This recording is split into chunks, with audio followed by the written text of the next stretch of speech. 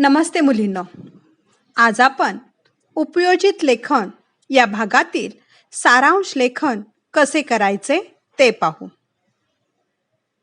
मैत्रिणींनो, ज्याप्रमाणे आपण एखादा चित्रपट पाहतो आणि तो चित्रपट पाहून झाल्यावर आपल्या मैत्रिणींना जेव्हा त्या चित्रपटाची कथा आपण सांगतो ती कशी एकदम थोडक्यात आणि आपल्या शब्दात सांगतो, तसेच आपल्याला सारांश लेखन लिहायचे असते. कृतीपत्रिकेत सारांश लेखनाचा एक प्रश्न असतो. त्यासाठी पाठ्यपुस्तकाबाहेरील उतारा दिला जातो. हा उतारा किती समजला आहे हे तपासण्यासाठी ही कृती परीक्षेत विचारलेली असते.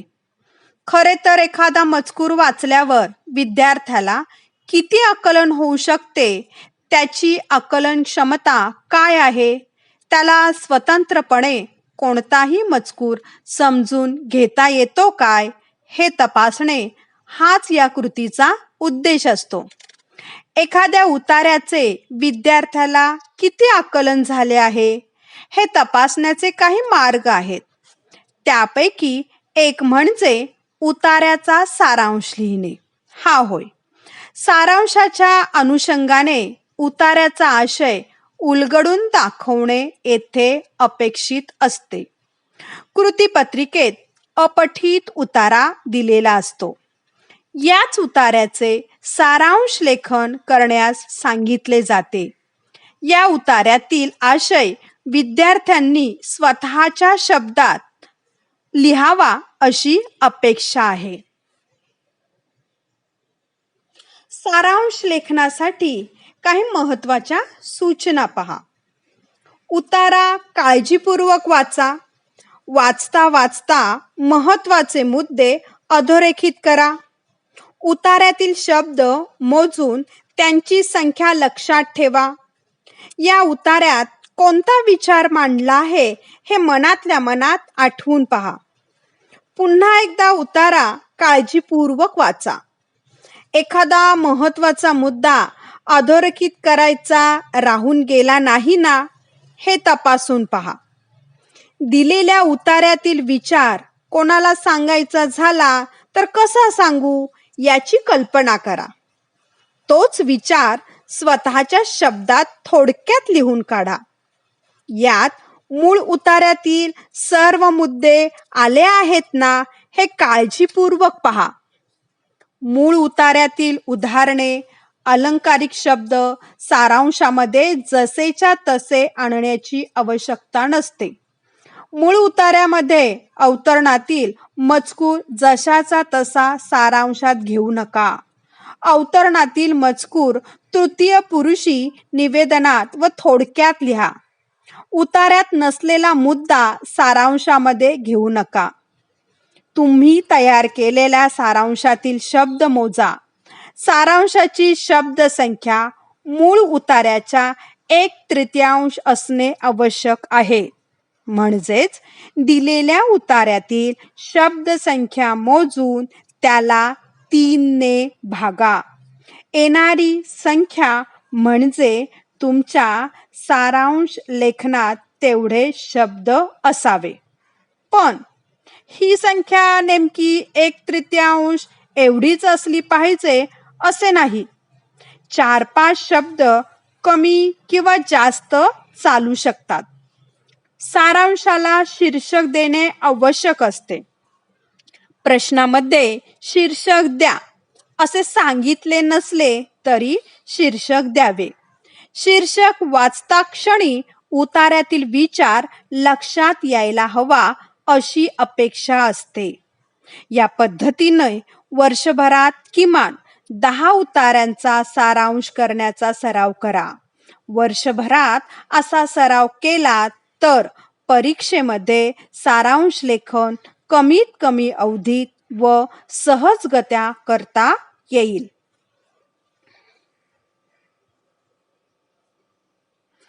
आज आपण एक उतारा बघू व त्याचे सारांश लेखन कसे करतात ते पाहू. प्रथम मी हा उतारा वाचते. अहिंसा हे एक फार मोठे मूल्य आहे. नाईलाज झाल्याशिवाय हिंसा करूच नये अशी भारतीय संस्कृतीची शिकवण आहे. पण हिंसा म्हणजे तरी काय? प्राण घेणे, जीवानिशी मारणे किंवा दुसऱ्याला शारीरिक इजा करणे एवढीच हिंसेची व्याप्ती नाही. दुसऱ्याचे मन दुखावणे, टोचून बोलणे, अपमान करणे, हिणवणे, आनंद हिरावून घेणे ही सारी हिंसेचीच रूपे आहेत. भारतात महात्मा गांधींनी अहिंसेचा मोठा प्रयोग केला. बलाढ्य ब्रिटिश सत्तेला अहिंसेने जेरीला आणले. इतकी वर्षे तुरुंगात डांबून ठेवलेले नेल्सन मंडेला विजयी झाले. दक्षिण आफ्रिकेतील कृष्णवर्णीयांना आता न्याय मिळू लागला आहे. ब्रिटिश माणसाबद्दल द्वेष किंवा तिरस्कार न वाटता त्यांच्या राजवटीविरुद्ध लढा द्यायला गांधीजींनी शिकवले. आता या उतार्यामध्ये आपण प्रथम शब्द मोजू. तर या उतार्यातील शब्दसंख्या जी आहे ती 94 आहे. आता ह्या 94 शब्दांना आपण 3ने भागायचे म्हणजे 34 ते 35 एवढे शब्द आपल्याला मिळतील आणि या 35 शब्दांमध्ये आपण या उतार्याचा सारांश करणार आहोत. प्रथम या उतार्यातील महत्त्वाचे मुद्दे पाहूया. या उतार्यामध्ये हिंसेचे प्रकार दिलेले आहेत. गांधीजींनी ब्रिटिश सत्तेला अहिंसेच्या जोरावर नमवले, हा एक मुद्दा महत्त्वाचा आहे. नेल्सन मंडेला यांनी अहिंसेच्या मदतीने दक्षिण आफ्रिकेतील अन्याय पीडितांना न्याय मिळवून दिला.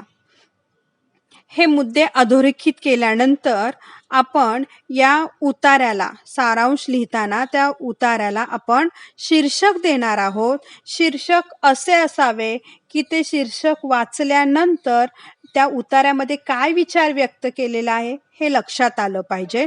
म्हणून शीर्षक दिलेलं आहे अहिंसेचे सामर्थ्य. पहा, कोणालाही ठार मारणे ही हिंसा आहे. त्याचप्रमाणे कुणालाही दुखावणे, अपमानित करणे ही पण हिंसाच आहे. महात्माजींनी अहिंसेच्या बळावर तत्कालीन ब्रिटिश राजवटीशी यशस्वी लढा दिला.